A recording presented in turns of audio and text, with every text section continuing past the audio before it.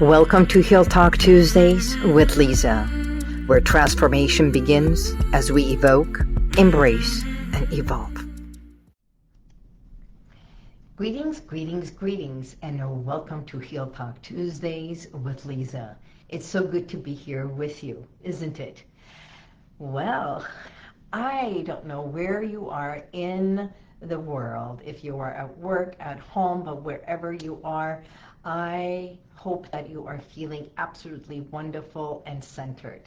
It's so good to be here. So today I'm going to be talking about something we often overlook, something that we hear it, we listen to it, we respond to it, and yet it affects us and we haven't done anything about it. The power of words, especially words when they come from someone in the position of authority.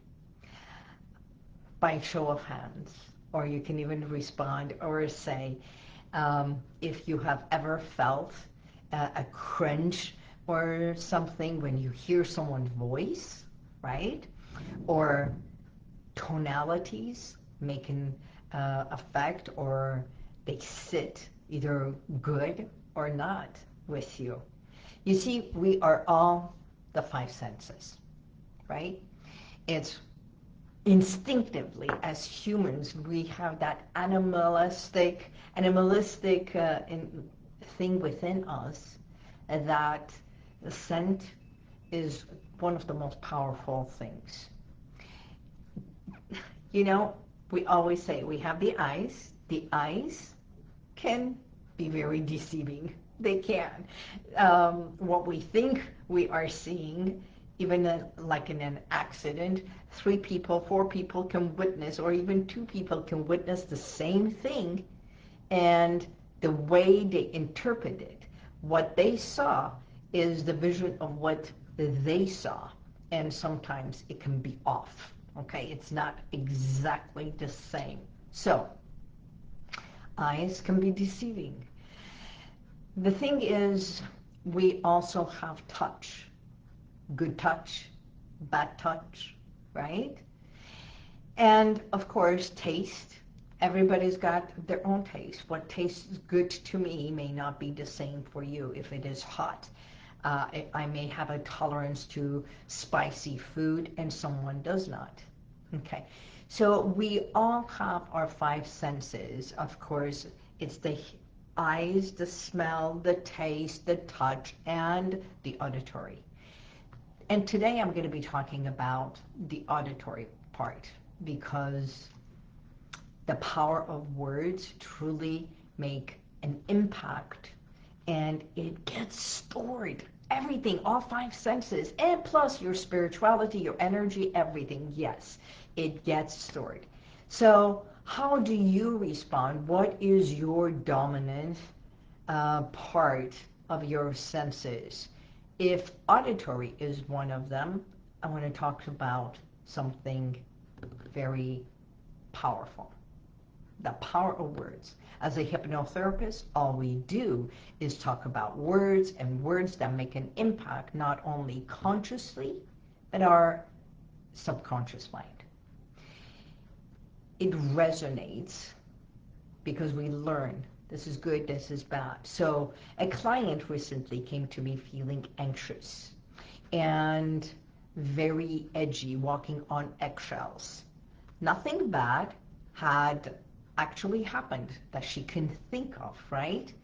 But a comment from a supervisor simply questioning if she was sure about a decision in the work that she's been doing for 15 years, right? The same thing. It's like a procedure. It's like a habit. She can close her eyes and do this procedure at the hospital and with her eyes closed. And because of this questioning, it sent her into a spiral. Her heart raced, her palms got sweaty, and she couldn't think straight. Actually, to a point that the next time she came to do the same procedure she's been doing for 15 and more years she froze. Here's what's fascinating. Her body was reacting to the here and now. Actually, it happened only a few weeks ago. And since then, she's been doing everything to, and this is where her body got sick. She got a very bad flu. She was staying home. She was not going to work. Believe it or not, this is like a body that is responding, and the body will do everything to give you signals to protect you. I've talked about this all the time. Something that you think has nothing to do with it has a direct correlation with your nervous system, with your body, with your emotions and thoughts, right? So as we explored a few days ago, we discovered that those words echoed a familiar tone from her childhood. Because as a little girl, every time she tried to express herself, she was met with reprimands. It's as if she had no voice. You know, at that time, she's an elderly. She's not a spring chick. And because of years of experience in the work that she's been doing, she could not believe that this is happening to her. But through hypnotherapy, through discovering what's going on, tapping into the subconscious and allowing her mind to explore, to go back to another time and a place, by tapping, awakening, not only the nervous system, what I call evoking certain thoughts, ideas, going back to another time and a place, going back to another place. She realized that when she was a kid, she was reprimanded. Every time she came to speak, she was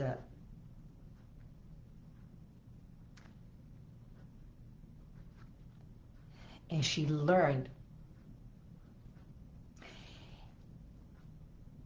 Why would you do that? Because what were you thinking? You should have known better. Those were the words that she learned as a little girl. It's as if she would do something, it's like, why would you do that? Feeling reprimanded, as if she did something wrong. And you should have known better. Because one time, she forgot to do something for her brother. And her brother fell. And because she was the older sister, she was reprimanded. You see, when words like that, the shoulds, are used repeatedly, and especially from figures of authority, someone in the family that you love, you care, you look up to, and yet they have the authority to have that voice, that tonality to punish, like a parent or a teacher or even a boss. They can embed shame, they can embed that fear factor and self-doubt into our subconscious mind.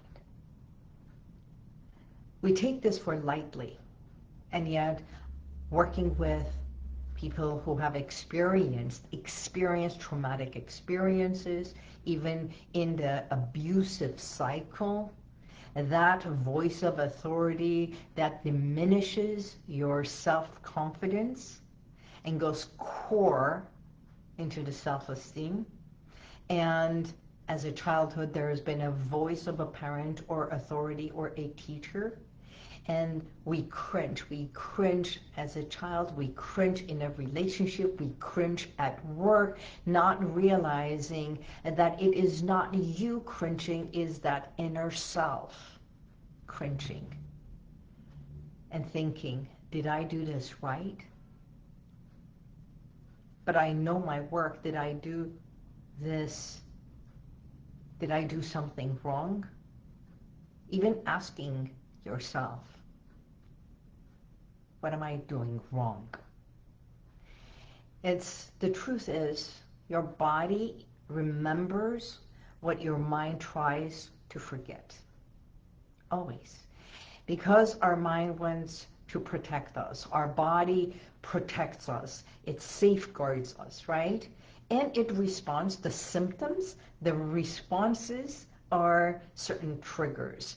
The words, this is why the words matter, because could invites possibility. Should imposes pressure.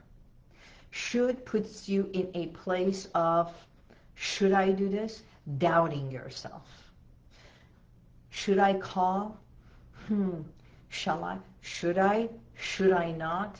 So it takes the power from you and puts you in a position of questioning yourself, questioning your ability, questioning your decision. Okay? It dispowers you. And then it's like, should I even do this? That means I don't know if I should or not, but you know better. You know better. And what if you could, because I know you can, shift the words. Just shift it. I'm not saying eliminate. Shift the word. So instead of disempowering you, one word can empower you. Empower that decision. Where one empowers, the other one diminishes. So ask yourself, what words can I use?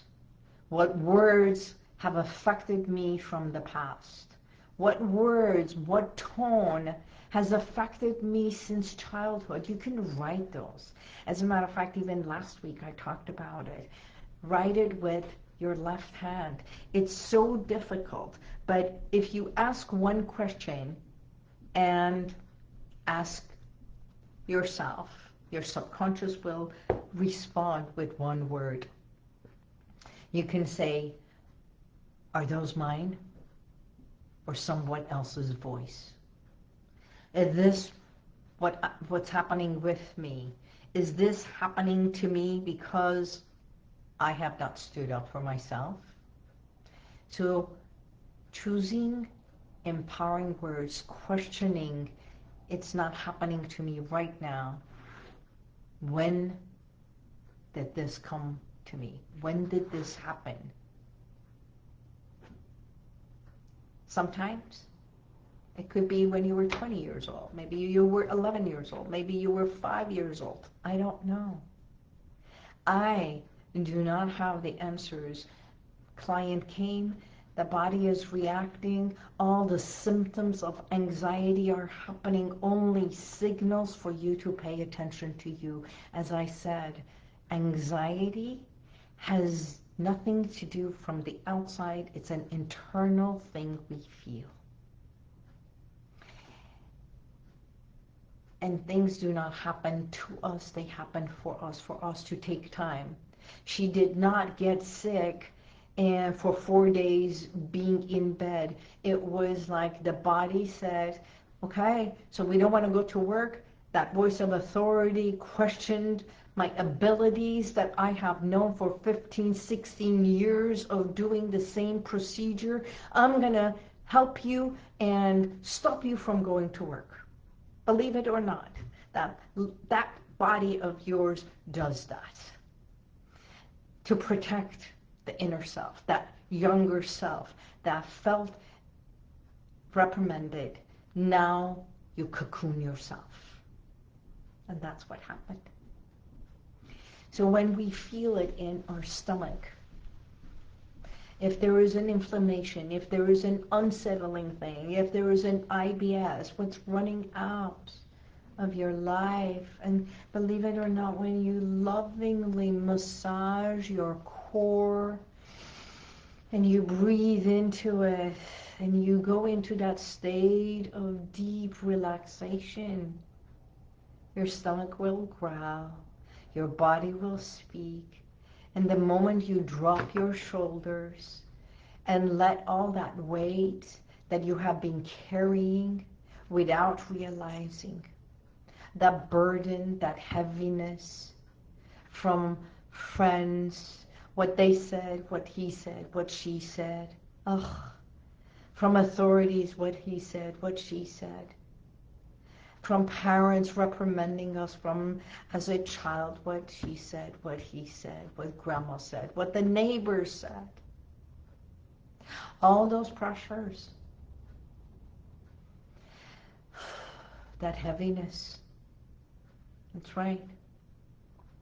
You know, through hypnotherapy, we uncover and tap into the root of those emotional triggers, and then we get to reframe, we shift, we re-edit, so that you can respond from power. You can respond from I can. You respond from letting that inner self know, you know what?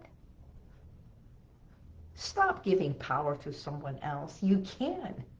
I can. I am you, and I am here. I am the voice of authority for us, for me. I am here to stand up and be the voice for me. I got you. I got us. I got me. It's not about should, it's about could. It's about can. It's about must. It's about will. It's about I can. And I will. And it's not about the future. It's about realizing. And that's what I did. It's not empowering. It's shifting and reawakening the power within. So it's not empowering in a sense that I'm giving her power. No, it's reawakening her own power to realize she is her authority. She's the one that the little one within has been looking up to, and to realize we have a voice. I can, and I will. So she went back to work, and she called me.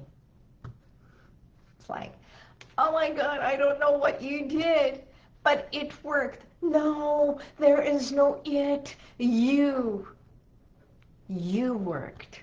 You stood up. You had a voice, and no one was there to reprimand you. So that tonality of the past has no power over you today. And yes, maybe what a supervisor, what a boss said, the tone was in a way that it reminded you, reminded the little girl of what she felt then. You are not that little girl. You're a grown-up person right here today. You're the adult. You have overcome so many obstacles and challenges in your life to be where you are today. I bet you anything, you may have experienced something like that. You know, I talk about good touch and bad touch, and if you have been hurt and your body has reacted in a way, you know, even pinching. When we are little girls, someone comes and pinches, it's like, don't do that. And if someone were to come and pinch you, then why is it that we say, oh, pinch yourself so no one gives you the bad eye? Well, that's a good pinch. It's not that pinch as being reprimanded.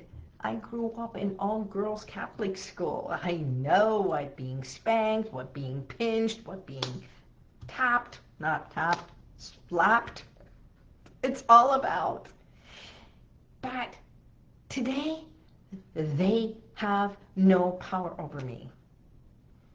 Because now I understand.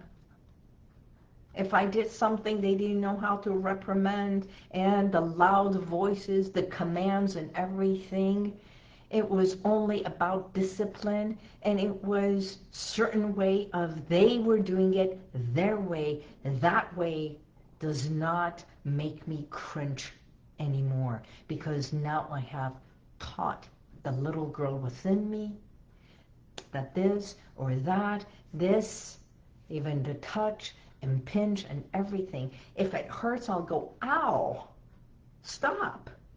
I will voice it. I will stand up. So energetically, we're so in tune with our energy, with our boundaries and everything.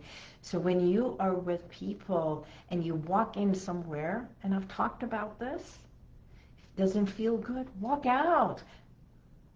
And your body will react. So at that very moment, just, I can handle this. I can handle this. I can remain here. I can. Because you deserve to feel safe, not only physically, emotionally, and definitely with your sound mind. Everything is about self-protection, self-preservance, and knowing that you have the power and you can. So next time you start using should I, say I choose, I can, I will. So let go of the fears, and that's not even yours.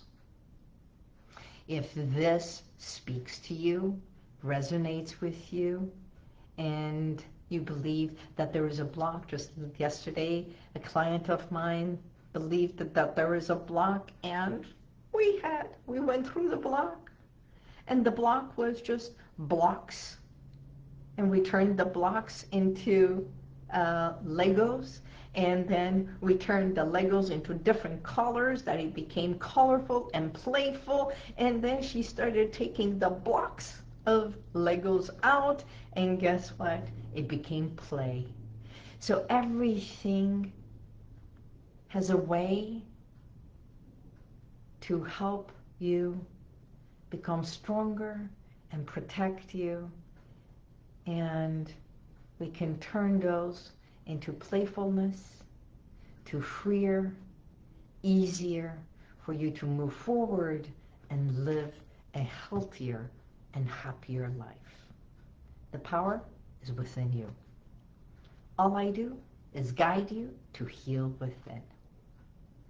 So let's explore how I can be of assistance, and how through hypnotherapy we can unravel and help you heal or discover, reconnect, renew, and rebirth. So, because you no longer need to hold on to those. So, if those words were wounded you, now those words can be powerful for you. Until next time, I wish you all the best. Stand up, show up in life, and it's good for you to speak. Find the words that empower you, and so that you can, with one word, empower others. Until next week, God bless you, and may the universal light surround you always. Bye-bye.